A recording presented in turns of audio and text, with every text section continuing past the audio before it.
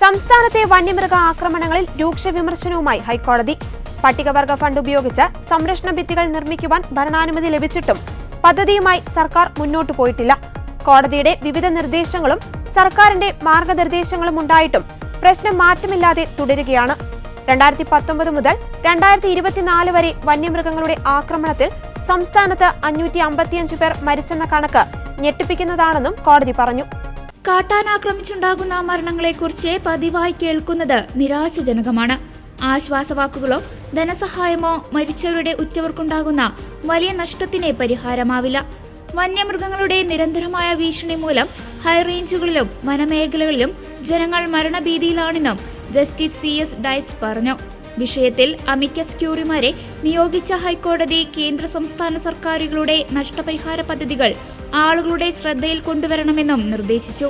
വനാതിർത്തികളിൽ വൈദ്യുതി വേലിയടക്കമുള്ളവ എത്രയും വേഗം സ്ഥാപിക്കണമെന്ന് 2022 സെപ്റ്റംബറിൽ അന്നത്തെ ചീഫ് ജസ്റ്റിസ് ഉൾപ്പെട്ട ഡിവിഷൻ ബെഞ്ച് നിർദ്ദേശിച്ചിരുന്നു.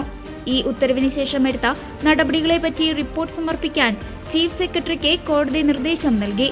മനുഷ്യ വന്യമൃഗ സംഘർഷം നിലനിൽക്കുന്ന പ്രദേശങ്ങളിലെ ജനങ്ങൾക്ക് പരാതികളും നിർദ്ദേശങ്ങളും അറിയിക്കാൻ ലീഗൽ സർവീസ് അതോറിറ്റി സർവേ നടത്തണം. കേന്ദ്ര സംസ്ഥാന സർക്കാരുകളുടെ നഷ്ടപരിഹാര പദ്ധതികൾ പ്രദേശവാസികളുടെ ശ്രദ്ധയിൽ കൊണ്ടുവരണം.